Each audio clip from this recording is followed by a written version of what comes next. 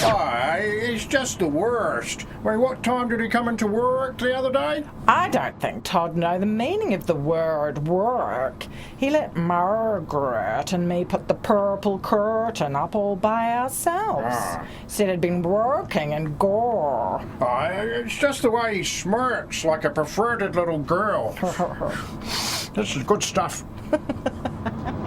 An excerpt from the latest batch of secret recordings made by disgraced National MP Todd Barclay, which were released by WikiLeaks today. And finally, the third defamation trial involving former Conservative Party leader Colin Craig got underway at Auckland's High Court today. In an unorthodox move, Mr Craig is suing himself for allegedly dragging his own name into disrepute. In what's believed to be a legal first, he's representing himself as defendant while also serving as the prosecution. He took the stand today in a spectacle that one onlooker described as Lynchian, a reference to an American filmmaker. Mr. Craig, that's me. Would you agree that your actions have only served to make you seem even more of a complete idiot? I object to that. On what grounds? Look, that's a good question. Look, it's a serious question. Why won't you answer? Your wife's not here? I don't think so. Yeah, well, don't be so sure. You know she goes through my phone. You don't need to tell me. Can I read you some poetry? Mr. Craig, bend me over like a substitute teacher. Mr. Craig! Colin Craig at the Auckland High Court. The trial is expected to last forever. And that's the news.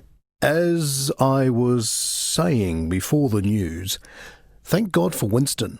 This in regard, of course, to the anti-smacking law passed by that meddling woman Bradford back in the days of Helengrad.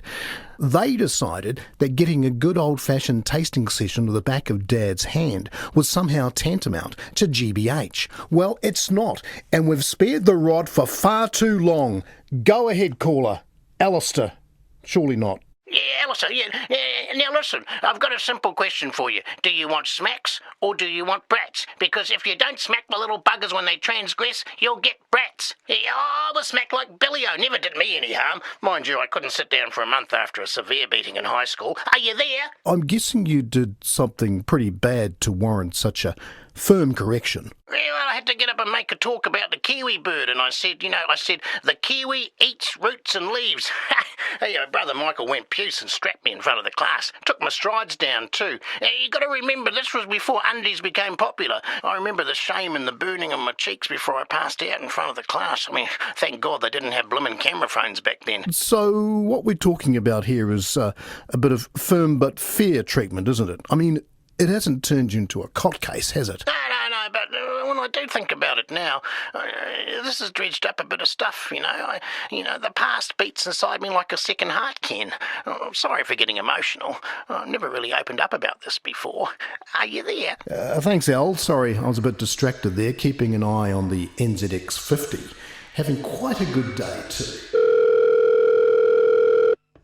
Please hold for a message from the Right Honourable Winston Peters. Look, Sunshine, don't hang up. New Zealand faces a clear choice this election, and you know and I know that the anti-smacking bill has been a disaster.